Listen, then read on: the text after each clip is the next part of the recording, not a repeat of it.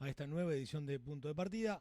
Ale, muy buenas tardes, ¿cómo andás? Hola Nacho, ¿cómo están? ¿Y cómo están toda la gente que nos escucha? Supongo que bien, una tarde tranquila. Bueno, Ale, vamos a arrancar por el Día Internacional de la Mujer, que es conmemorativo, no celebrativo, ¿no? Exactamente, es un año, cada 8 de marzo, es una reflexión, es una conmemoración, es repasar la historia y es plantear los desafíos que vienen, ¿no? Y en eso leía muchas cosas ayer interesantes.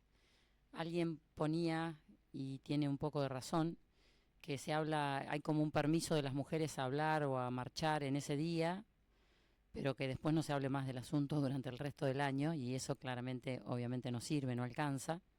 Así que hay que trabajar todos los días para lograr más derechos y para que la igualdad de oportunidades entre hombres y mujeres sea la misma, ¿no? Que de eso se trata. A veces se arma o hay gente que intenta armar un show, una cuestión de guerra entre hombres y mujeres, y de eso no se trata. Se trata simplemente de pedir que no nos maten, de pedir que no nos violenten. En el pleno siglo XXI sería una cosa ya que no deberíamos pedir. Sin embargo, los femicidios siguen sucediendo, la violencia de género sigue sucediendo y lo vemos todos los días en las denuncias, en la gente que se acerca y te cuenta un caso.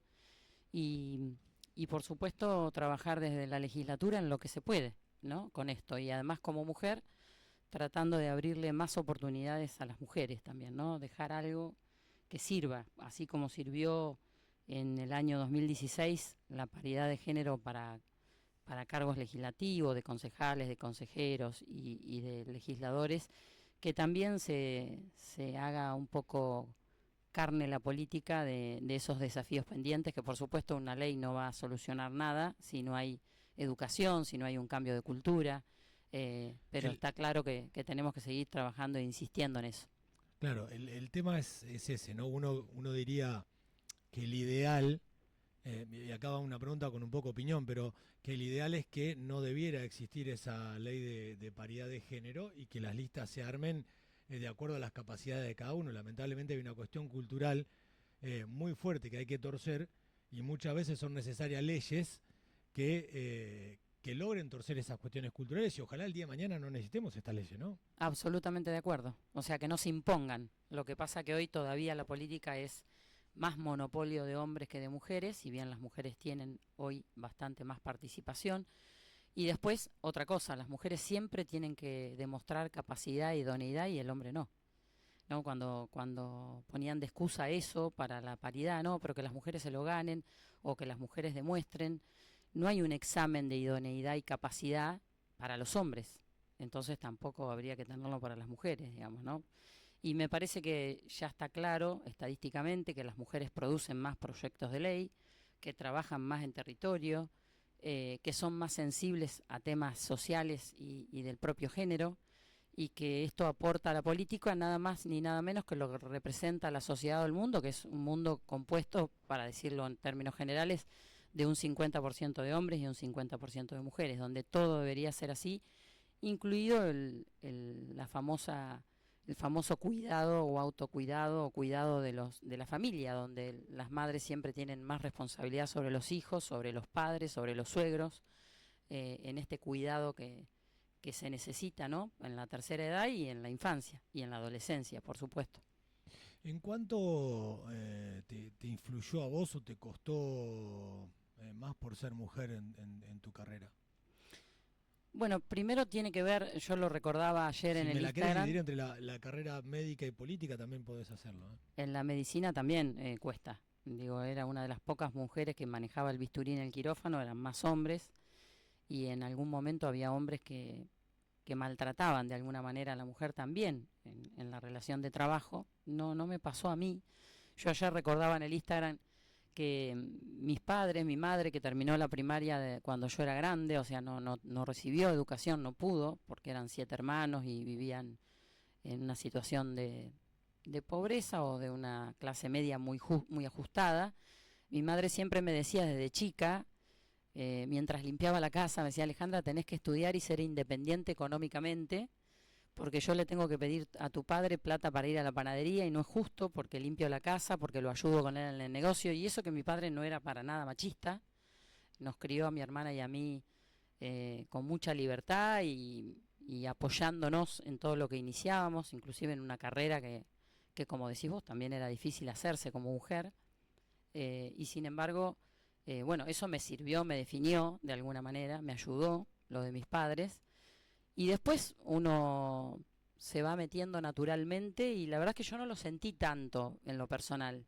Pero cuando atiendo como ginecóloga a mujeres, de hecho hoy, que siempre uno hace de psicólogo, ¿no? En el consultorio, además de ginecólogo, encuentra siempre una situación de desigualdad. Mujeres que están a cargo de los hijos, que se divorciaron y que no reciben lo que tienen que recibir porque el marido está en negro, entonces no le pueden sacar la cuota alimentaria como corresponde y entonces tienen que estar con pluriempleo, trabajando en 2 o 3 lugares, sola, a cargo de los hijos, en el mejor de los casos cuando los padres que por supuesto no son todos, ¿no? Esto no es para aquellos que se ocupan, es para contar el relato de muchísimas mujeres, ni hablar las que sufren violencia de género, las que son amenazadas, las que tienen una expareja detenida, pero que a su vez la amenaza desde la cárcel diciéndole: ahora en mayo voy a salir y vas a ver lo que te va a pasar.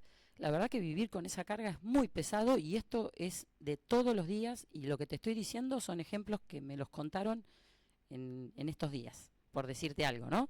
Entonces, sin ponerles obviamente nombre y apellido, pero que se saben, en todas las ciudades pasa lo mismo.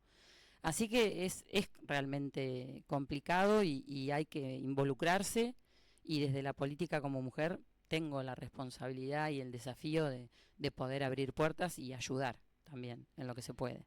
Independientemente de lo que vos hayas sentido en ese momento, porque a uno pueden intentar intimidarlo y a veces uno no se siente intimidado porque hay determinados factores o la personalidad de uno lo impone de esa forma, pero ¿sentís que intentaron intimidarte en tu profesión médica o política en alguna oportunidad? No te podría poner con un ejemplo personal porque yo nunca le di mucha bolilla a eso, iba con determinación a hacer lo que tenía que hacer y lo veía al costado del camino, ¿no? Por ahí otros profesionales que sí lo sentían y que la pasaban mal.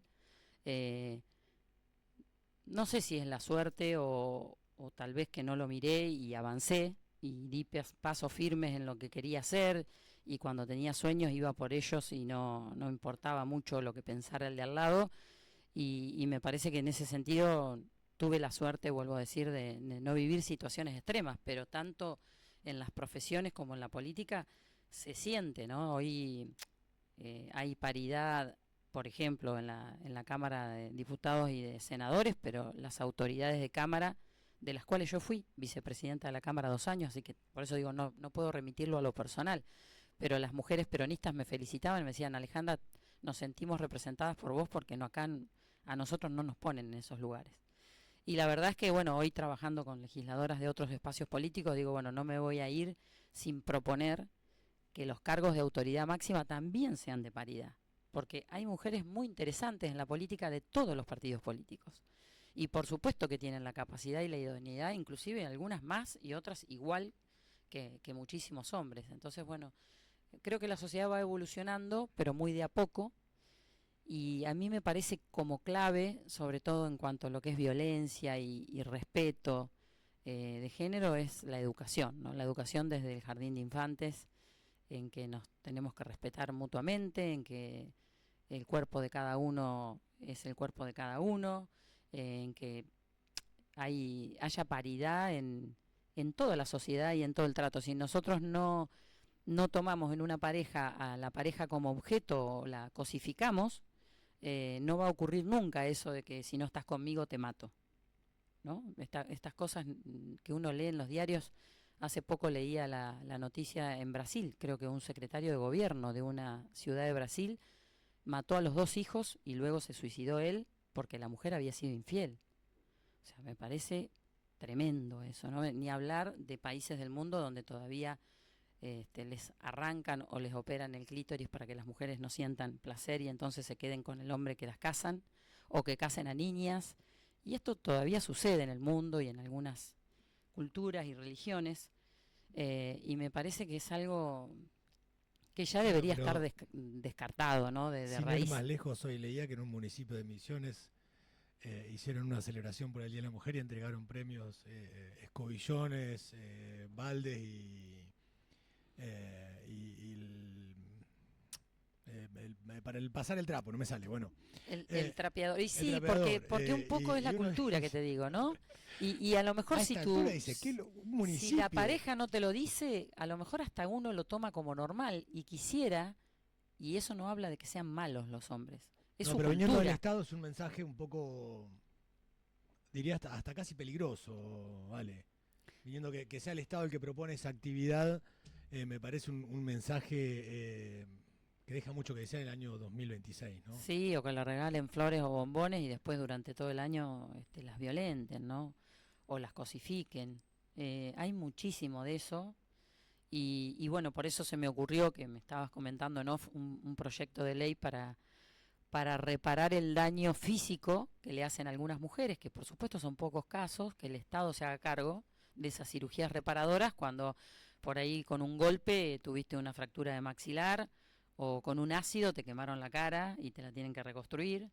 Son cosas tremendas que uno tiene que pensar, eh, donde no deberíamos ni pensarlo a esto, pero donde el Estado, con su función del Estado, y en casos muy particulares individuales, que son poquitos, me imagino, en la provincia, los que necesiten muchos golpes, están inclusive los golpes psicológicos o la violencia doméstica o económica, no se ve, pero también está, ¿no? Decir, bueno, yo traigo a la casa tanto dinero, vos tenés que quedarte adentro de la casa, cuidar a los chicos, eh, como me dijo una paciente una vez, y sí, yo mando a los chicos al jardín y cada 3 o 4 años mi marido quiere tener otro hijo porque así me vuelvo a quedar en casa esos 3 años hasta que me libero 4 horas. Bueno, son cosas de las que las mujeres se van dando cuenta y ha cambiado y de hecho cambió tanto que ahora las mujeres, muchas deciden no tener hijos cuando antes, y esto no solo pasa en Argentina, pasa en el mundo,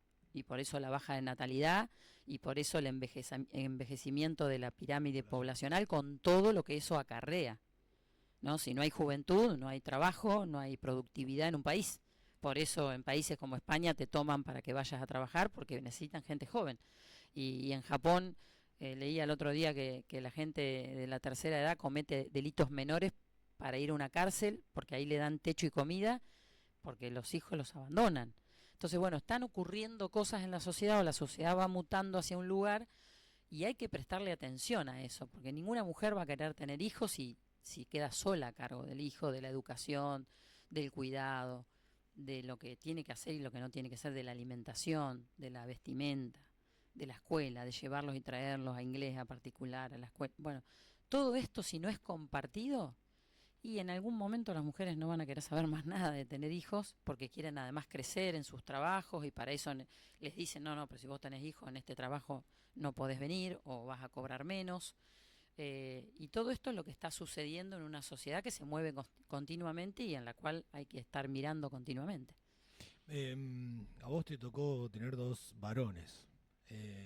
¿Cómo se abordaban estos temas en casa con dos varones?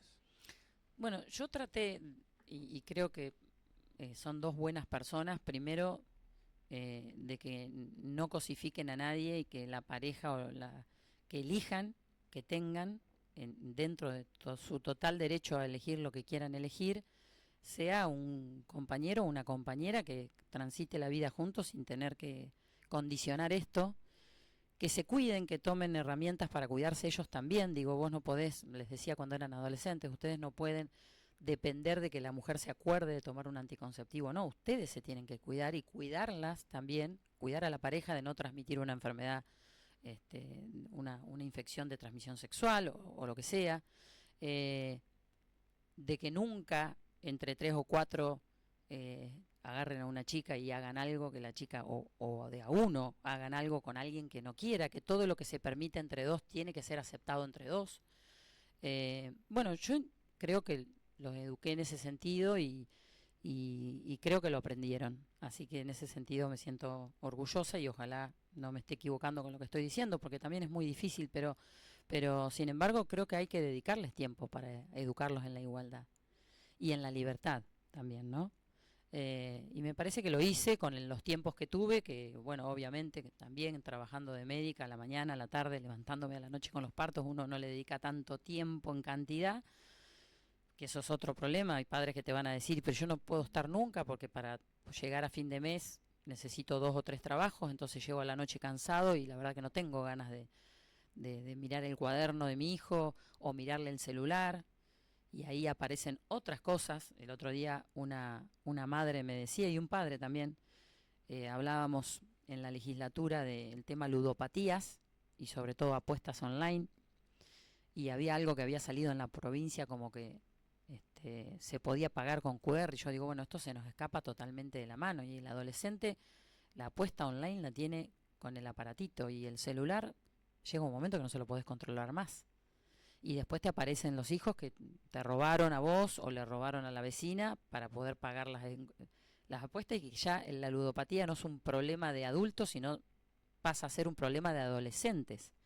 Otros que entran en grupos o sectas que tienen propuestas que muchas veces terminan con la vida. Digo, hay muchas cosas que a uno se le va la capacidad de explorarlas con este aparato, ¿no? Con el celular.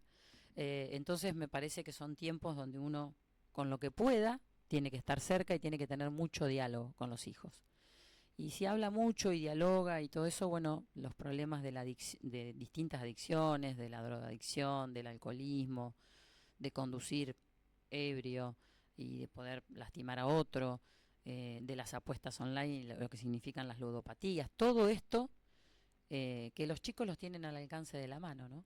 Del acoso que también se produce con el tema de las redes sociales, con el Del grooming. grooming, totalmente. Padres acá que han hecho denuncias y que han tenido hijos que se han sentido amenazados, intimidados y que le han pasado realmente mal. Han terminado con el psicólogo, un chico de 10, 11 años, y ya le cambió la vida a ese chico. Por más que vos lo acompañes después, si llegaste tarde a descubrir eso, ya tiene consecuencias. Entonces, bueno, son muchas cosas a las que hay que estar atentos, y la verdad que, bueno, yo ya tengo 2 hijos adultos casi, te diría, pero entiendo que la presión es muchísima para los padres que trabajan y tienen hoy hijos adolescentes, muchísima. Y cada vez más, porque a mí me pasa con papá, digo, los chicos a partir de los 10 años pueden tener Mercado Pago. Creo que a partir de los 12 cuenta DNI. Y a uno hasta le termina siendo más cómodo que tengan Mercado Pago porque te evitás de darle efectivo, te evitás que anden con efectivo, controlás mejor el dinero y los gastos, pero bueno, como vos decís también, no es darle Mercado Pago y nada más. Es también Bueno, después ver qué gastó, dónde lo gastó, cuánto le paso para que gaste. Es todo un trabajo posterior que no significa violar la intimidad del niño, sino tener un control de lo que está haciendo con el teléfono, ¿no? absolutamente, porque uno de los casos que me viene a la memoria ahora que decís, son todos casos reales lo que te estoy contando, no es que invento. De una madre que en un viaje descubrió que su hijo jugaba online, y claro, era una pareja de padres separados. Entonces el hijo le decía, papá, necesito plata para esto, entonces y mamá no me dio, y después mamá, papá no me dio para esto, y entonces los dos aportaban y transferían, y creían que con eso ya estaba, y con eso estaban generando un problema, porque como decís vos, no es cuestión de un botón se transfiere y ya está.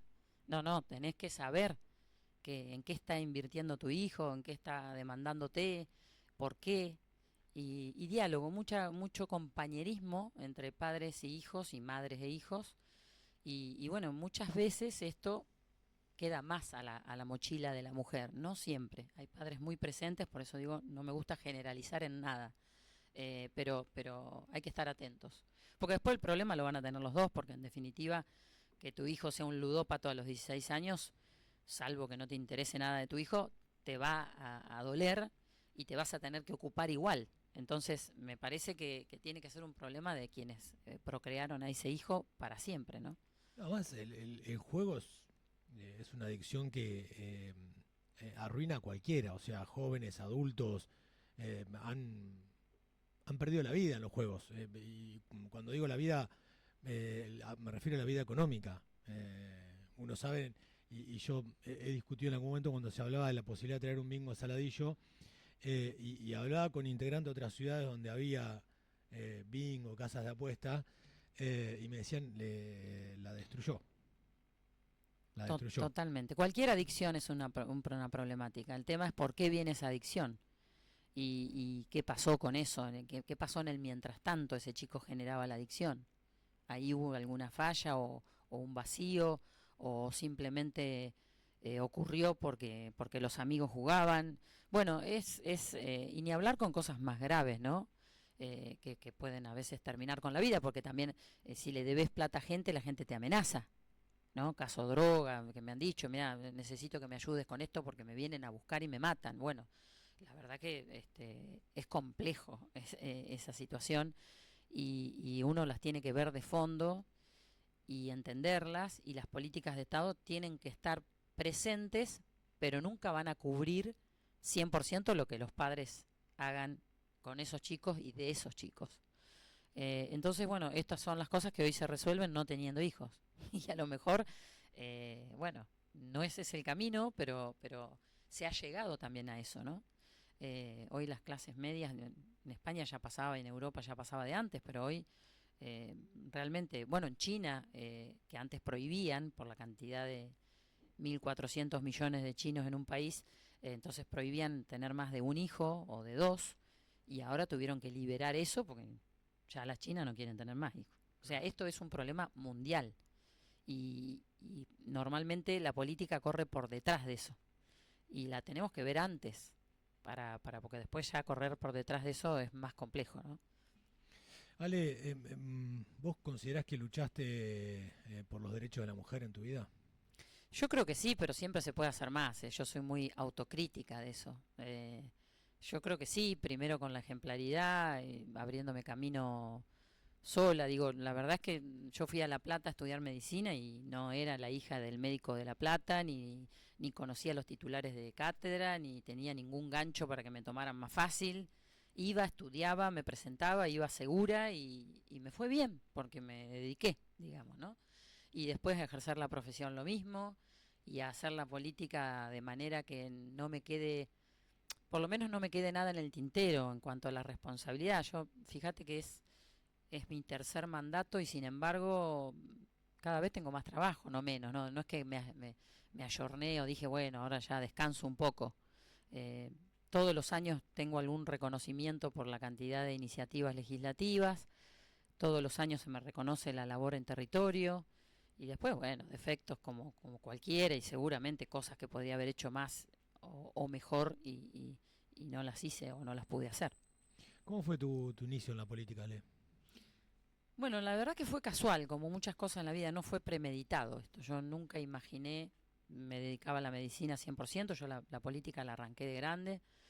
Un poco en ese momento el Goro era intendente y me vio hablando esto de los derechos de las mujeres. Dije, me tengo que ocupar desde otro lugar, que no sea solo el lugar de ginecóloga, ayudando a mujeres, que lo hacía y siempre lo hice, sino que me tengo que meter en el partido y ahí me metí en la Comisión de la Mujer y claro, con mi manera enseguida revolucioné un poco, no las ¿Vos dejaba. no habías militado en política hasta ahí? No, ¿Esto a qué edad fue más o menos, Ale? 40 y pico, 2008, 2009.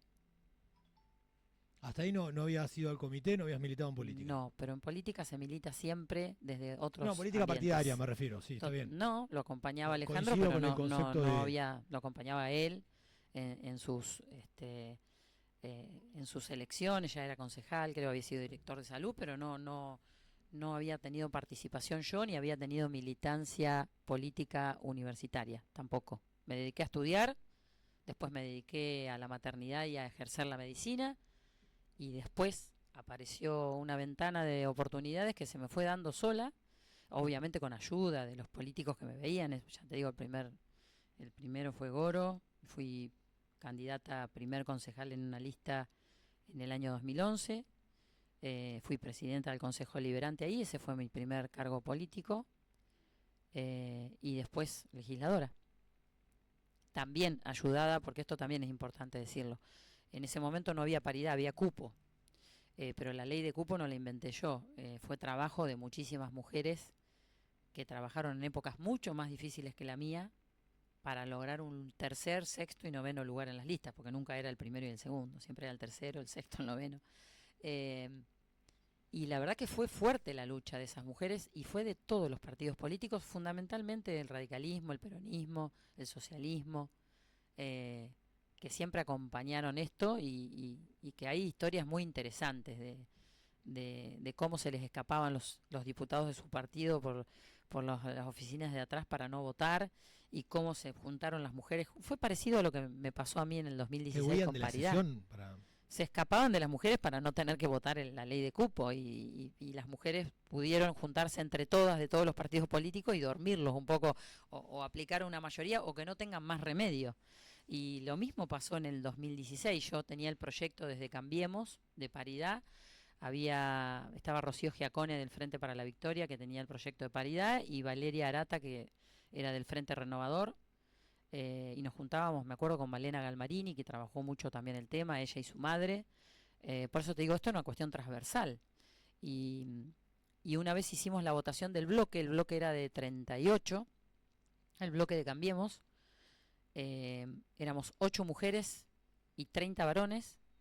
Y el presidente del bloque en ese momento dijo, bueno, voy a someter a votación, más allá de que la decisión la va a tener la gobernadora.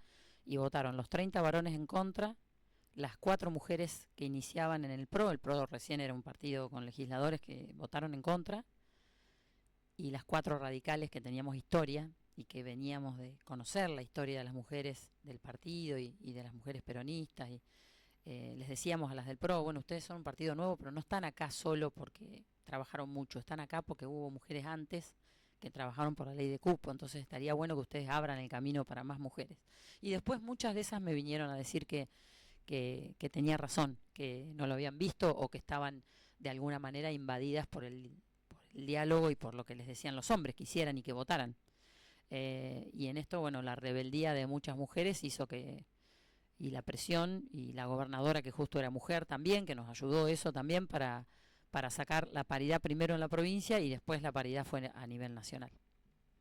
Ale, y en materia de la medicina, ¿crees que se ha avanzado en la paridad de género? No solo me refiero al acceso a los cargos que pueda haber médicos en un hospital, por ejemplo, sino también a los derechos de la mujer en cuanto a su cuerpo y a la medicina en general. Bueno, hay más mujeres médicas que hombres y de hecho egresan con mejores promedios y son más estudiosas, eso no lo digo yo, son estadísticas. Ahora, el cuidado pasa a ser más femenino siempre, enfermería, ahora la medicina, no en todas las variantes o en todas las especialidades, por ejemplo, mujeres cirujanas siempre hay menos. Y si vos llamaras hoy, no, la verdad que no sé cómo está hoy, pero si vos te fijaras hoy en el hospital que tenemos, ¿quiénes son los jefes de servicio de cada servicio? Traumatología, ginecología, cirugía, mientras que te voy diciendo me voy acordando, son todos hombres. O sea, es estadística esto, no es subjetivo mi dato. Entonces, algo todavía pasa ahí, ¿no?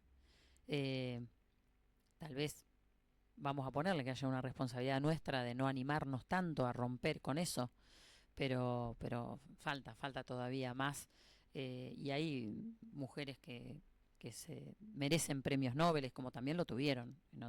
Hay historia de mujeres muy interesantes que en épocas, como te digo, muchísimo más difíciles han sobresalido en literatura, en medicina, en áreas absolutamente masculinas, pero han sobresalido, pero han sido anecdóticas, ¿no? O las historias de los reyes o las historias de los imperios, donde siempre los hombres son los que figuran, nunca se acuerdan la mujer del emperador, y a lo mejor la mujer del emperador trabajó codo a codo y le dio mejores ideas que el propio emperador, y sin embargo la historia cuenta la historia de hombres.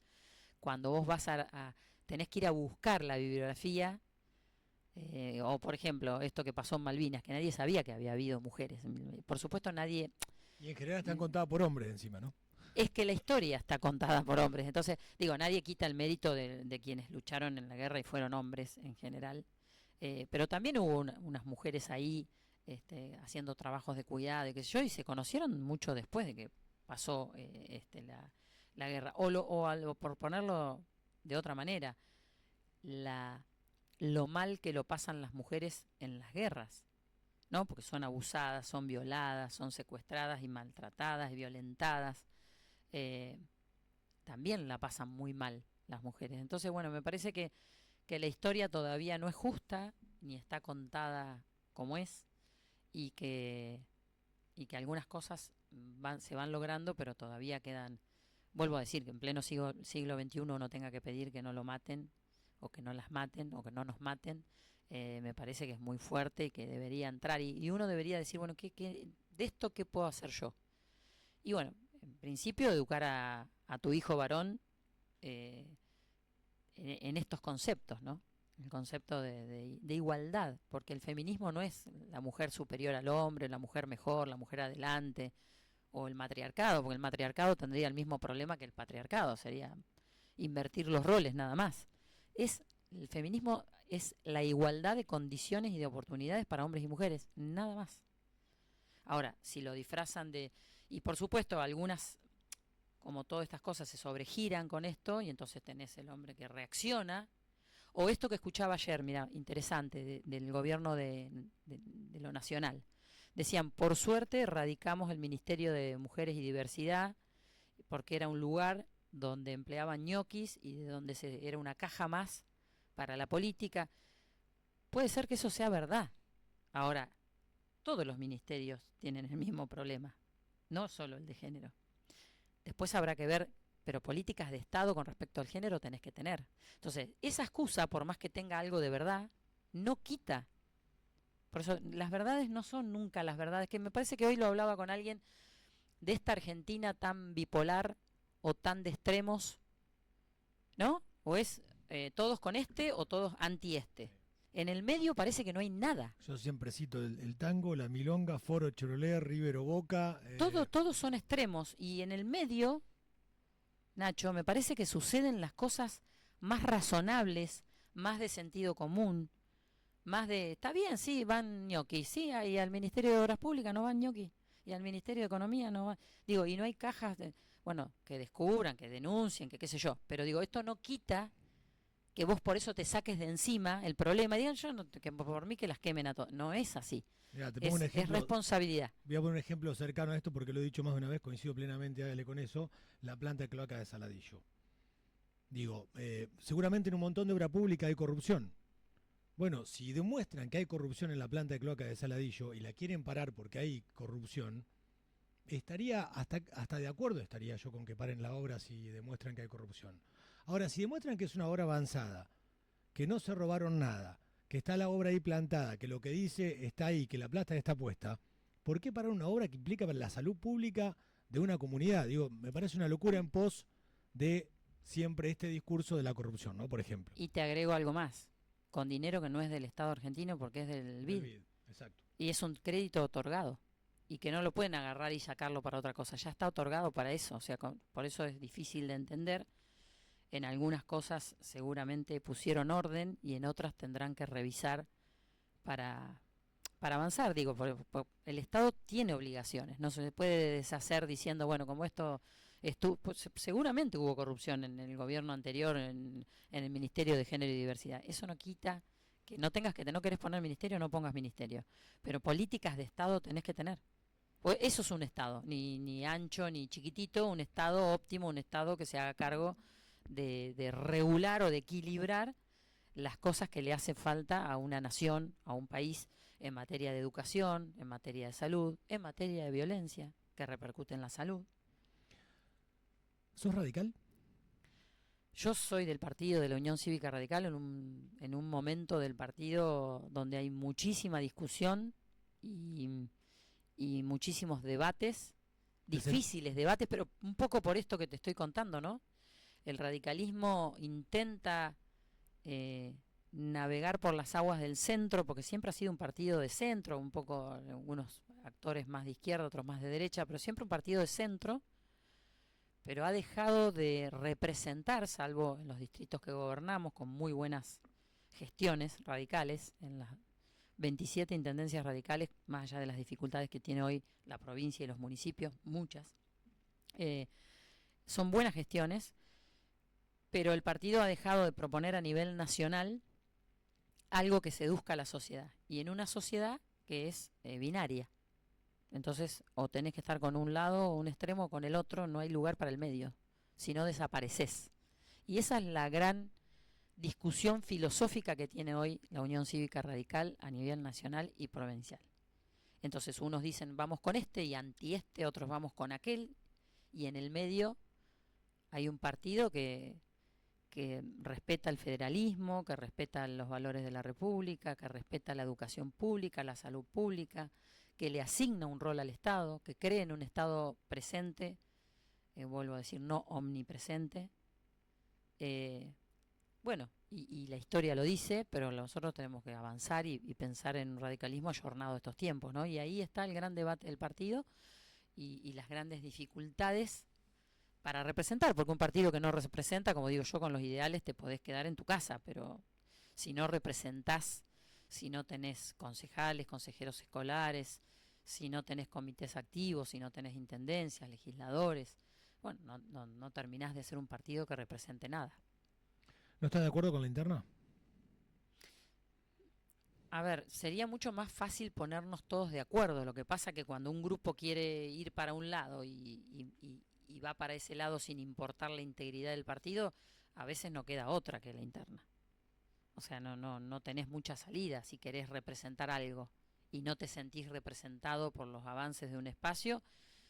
Y bueno, las cosas tampoco está mal, digamos, porque las internas son parte de la vida partidaria, no solo del radicalismo. Bueno, ahora tenemos una interna del peronismo en lo local, digo, y está bien, son maneras de dirimir que la gente vaya y vote y entonces elija democráticamente. Eso me parece que no está mal. Tal vez serían tiempos para un partido que está débil, tiempos de unidad, ¿no? Si pudiéramos, yo soy más dialoguista, preferiría la unidad. Y creo que muchas de Pico lo dicen, lo que pasa que después, bueno, la unidad, pero hacemos todo lo que yo quiero. Y bueno, y entonces ahí vienen los conflictos y viene la división y bueno, y las internas ordenan un poco el partido también, ¿no? Vuelvo a decir, son parte de la vida democrática de los partidos políticos tradicionales. ¿Y en qué contexto sea esta interna de la UCR? ¿Vos en qué lado estás? Nosotros ahora tenemos un problema interno partidario que es ahí, se lo voy a tratar de sintetizar a la gente porque es bastante aburrido para el que no es radical, ¿no? El partido había ido primero tiene un presidente de comité de contingencia, un presidente de convención de contingencia, o sea, ya está agarrado de los pelos, digamos, el partido porque no hubo acuerdos, se judicializó, eso fue hace más de un año. Entonces, en octubre se pusieron todos de acuerdo y por unanimidad fijaron las elecciones partidarias para el 7 de septiembre. Este año hubo un grupo que dijo, no, pero no queremos que sean 7, porque viene el Mundial ya existía el año pasado, y queremos que sean antes. Y entonces le pidieron al presidente del comité que pusiera una fecha para discutir este tema. El presidente, dentro de los días que lo habilitaban, puso una fecha que fue el 12 de marzo, pero los plenaristas se juntaron el 6 y por mitad del plenario, o sea, 5 de 10, decidieron adelantar las elecciones internas para el 7 de junio. Y obviamente esto vuelve a caer en la justicia. Y entonces, bueno, son temas que a mí no me gusta hablar en público, porque me parece que esto, como las diferencias que uno tiene en la casa, siempre las tiene que contar adentro, no fuera. Pero bueno, te lo cuento porque me lo preguntaste. O sea que hoy no sabemos cuándo son las elecciones internas del partido, si serán el 6 de septiembre, que es la fecha fijada, o la justicia dirá que esto es válido, los de 5 plenaristas reuniéndose 6 días antes para decidir que son antes del Mundial, no lo sabemos todavía. ¿Esto lo define la justicia electoral o...? Cuando no lo define el órgano partidario, lo define la justicia o la Cámara Electoral. Uh-huh. ¿Y va a terminar ahí? ¿O terminó? Ya está ahí. Está ahí. Ya está ahí. Bien, o sea que va a ser una decisión de la justicia que avale o no. Sí, la justicia, que obviamente está bastante cansada de los problemas del radicalismo, tiene cosas más importantes, lo cual es verdad también.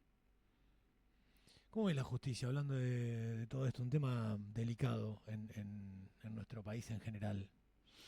Y sí, la verdad es que el acceso a la justicia siempre fue complicado, y ni hablar con esto, hoy me acordaba cuando hablábamos de la violencia de género, las ventanas por donde tiene que pasar una mujer violentada para llegar a que la escuchen y que se tramite su causa. Y en ese sentido, y me parece muy bien lo que se ha logrado en Saladillo de tener un polo judicial.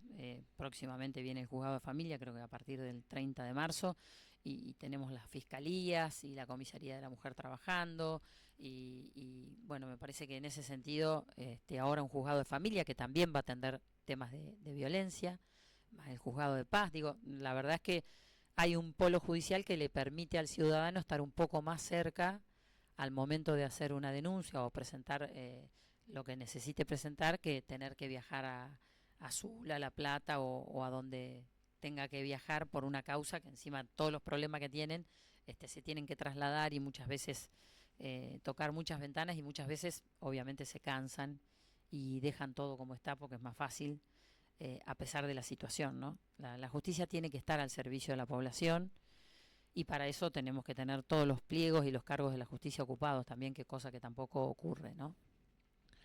Ale, te vuelvo un cachito a la política. Ya hemos hablado que tenés intenciones de ser intendenta de Saladillo, que te gustaría, que es un desafío que aceptarías y que te gustaría. ¿Sería ese el lugar donde te gustaría terminar tu carrera política o tenés alguna otra ambición política? No, ese sería un lugar. Yo siempre digo, y en estos días y con el correr de los meses uno va tomando decisiones de acuerdo también no solo al interés personal de querer representar, sino al interés de la gente en que vos representes. O sea, sentir después obviamente uno puede ganar, perder, obviamente, ¿no? La gente, pero sentir que la gente quiere que la representes. Me parece que eso es algo que te tiene que pasar, además de vos querer. No sé si se entiende lo que digo. Uno en una profesión, yo fui médica y no necesité preguntarle a nadie si querían que yo fuera médica. Era una elección mía, y después la gente iría o no al consultorio, y estudié medicina y me especialicé y me formé y la gente fue. O por lo menos tuve mucho trabajo durante muchos años y tengo aún. En esto a mí me gustaría que terminar de darle forma cuando la gente también quiere que la represente. Ya te digo, no importa si es minoría o mayoría, porque eso se verá al momento de las votaciones, pero por lo menos sentirlo eso, y uno con el correr del tiempo va midiendo eso. Y por supuesto que es un desafío mío de representar al partido a nivel local, y sí, sería como la culminación y el broche, porque la verdad que le vengo metiendo muchos años de trabajo, y también habrá algún momento donde uno quiera dedicarse a otras cosas en la vida. Y después cargos hay un montón en muchos lugares, y lugares que capaz que no se me ocurren y que alguien te los propone y dice, pero esto es interesante y acá puedo servir y puedo ser útil, y estaré desempeñando eso, o estaré en otra cosa, o tal vez pueda sentir también que no es esto eh, lo que la gente quiere para mí, y entonces también correr. Me digo, no, me parece que la gente no hay que apurarla con esto, y que todavía faltan 2 años para esa elección. Y lo digo siempre y lo vuelvo a repetir.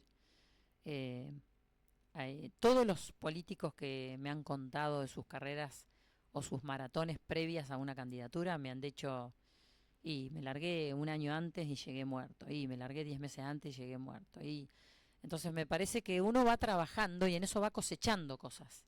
No es que me pongo el traje de candidata y empiezo a hacer algo distinto, no, es lo que vengo haciendo. Entonces, bueno, es un desafío que se verá más adelante cuando ya lo ponga con nombre y apellido y firme, y además hay otros candidatos dentro de mi partido, que por supuesto habrá una interna también, que no tampoco la veo mal, la veo atractiva, eh, y pensar en otras personas que también quieran representar el partido. Digo, todos tienen derecho a esto, ¿no? ¿Qué son las cosas que te ponen orgullosa de vos? Ay, qué difícil pregunta, Nacho. Pero no está mal sentirse orgulloso de uno mismo con determinadas cosas y decir, mirá lo que logré. Esto de mí me gusta, mirá el proyecto que me aprobaron, mirá. Yo te diría, yo lo pondría más yo estoy orgullosa de los padres que tuve, que sin herramientas me formatearon bastante, soy bastante producto de ellos, digamos, ¿no? Entonces estoy más orgullosa de lo que me dieron. Primero, nada, vivir en una casa, tuve la suerte, que no todo el mundo tiene, de vivir en una casa sin violencia, con mucho diálogo, con padres amorosos que, nada, mi madre me decía esto, tenés que ser independiente, tenés que estudiar, tenés que ir a estudiar una carrera. Nunca se me ocurrió no estudiar, por ejemplo. Eh, Mi padre que me daba libertad y me trataba como un igual, realmente creo que ha sido un hombre muy poco machista y eso me ayudó también a liberarme. Eh, no sé, te lo debo para la próxima, no sé de qué estoy orgullosa. Porque, bueno, sí, uno podría hacer un repaso de la vida y decir, bueno, tuve 2 hijos que son buenas personas, creo que de eso podría decirte que estoy orgullosa, de mis hijos. De eso sí estoy orgullosa. Muy distintos ellos entre ellos, pero muy buenas personas, que es lo que más me importa. Lo demás es anecdótico, digamos, que hicieron y muy haciendo lo que ellos quieren hacer. Y creo que como madre fui bastante desapegada, entonces están viviendo donde ellos quieren vivir, haciendo donde ellos, a pesar de mí, ¿no? A pesar de lo que yo hubiera querido, o si hubiera pensado egoístamente, a lo mejor los tendría al lado de mi casa, en la clínica, uno médico, al otro, no sé. Y sin embargo los solté. Y me parece que de eso puedo estar orgullosa, de las buenas personas que son también, de la familia, ¿no? Porque la familia no se termina de alguna manera eh, nunca en la vida, porque los hijos crecen, pero familia fuiste y sos y vas a ser. Así que en ese sentido sí podría decir de orgullo de eso. Y después en el trabajo traté de ser lo más leal posible, me ocupé siempre igual, siempre tuve una cosa que yo soy igual en el hospital, en la salita, en la clínica, eso creo que lo digo yo, pero creo que lo podrían decir muchas mujeres, muchas. Eh, y después en la política también, tratando de ser leal a mí misma. Y obviamente soy brava, ¿eh? Tengo un carácter bravo, soy competitiva. eh, Creo que ese carácter así me ayudó también a abrir puertas. Para finalizar, Ale, ¿qué mensaje le dejarías a las mujeres actuales, sobre todo aquellas que están iniciando su carrera hacia el ser mujer, ¿no? Digo su carrera hacia el ser mujer más adulta, a eso me refiero, no tan adolescente, sino me refiero a la mujer más formada, a la mujer ya más plantada, ¿no? Te entiendo la pregunta porque Simone de Beauvoir siempre decía, mujer no se nace, mujer se deviene, ¿no? Se deviene, se hace, en un término más psicoanalítico, si querés. Eh, Mujer se forma en un mundo que es como es el que tenemos. No podemos, o sea, está bien que idealicemos, pero es el mundo que tenemos. Y en ese mundo que tenemos, el mensaje sería que siempre se apoyen en más mujeres, que se acompañen, ¿no? Ayer alguien me mandaba un TikTok de unas llamitas de mujeres que si iban juntas y se acompañaban, eso armaba un fuego más lindo, digamos, o tenía más resultado, que se animen, que no son menos que nadie, que muchas veces creen que no dan más porque tienen a cargo un montón de cosas, pero eso habla bien de ellas. Sí, sí les da para hacer muchas cosas a la vez. A veces pasa, viste, que los hombres te dicen, no me hables porque 2 cosas a la vez no puedo hacer. Las mujeres sí pueden hacer muchas cosas a la vez. En esto hay, vaya a saber qué cuestión fisiológica diferente. Que sí pueden y que reclamen todo lo que tengan que reclamar. Que están no siendo más violentas, ni gritando, ni simplemente haciendo y abriéndose paso al andar. Y me parece que eso, ¿no? Que ojalá y que reclamen, que pidan ayuda cuando están pasando una situación, que no dejen de pedir ayuda, que a veces no podemos solas con todo, y no está mal pedir ayuda, y que todo lo que se puedan soñar y el desafío que puedan tener, seguramente si le meten constancia con toda la problemática que tiene la Argentina, por supuesto, por ahí piensan en un emprendimiento y la Argentina tiene sus oscilaciones económicas que no te permiten, pero digo, estudiar de grande, terminar la primaria, secundaria, estudiar un oficio, ser carpinteras, ser electricistas, un montón de cosas que pueden hacer, además de ser buenas madres y buenas cuidadoras del hogar. Todo lo que se les ocurre si quieren ser cuidadoras del hogar y ahí la pasan bien y dedicarse a sus hijos y ese es el motivo de sus vidas, yo no soy quien para juzgar eso, digo, no lo hice yo, pero no podría juzgarlo tampoco, ¿no? ¿Quién es quién para decir lo que una mujer tiene que sentir para sentirse plena, ¿no? Cada una tiene su plenitud en las distintas cuestiones de la vida. Digo, vos tendrás tus objetivos para tu vida, yo tengo otros, la vecina tiene otros. Pero nada, acompañarse, pedir ayuda y saber que pueden y que tienen una capacidad tremenda las mujeres en todo sentido. Ale, muchísimas gracias por la visita. No, gracias a vos. Y un saludo grande a toda la gente que nos escucha. Y a los hombres también, porque ellos también, esto no es contra ellos, eso es importante decirlo. Nunca es contra ellos.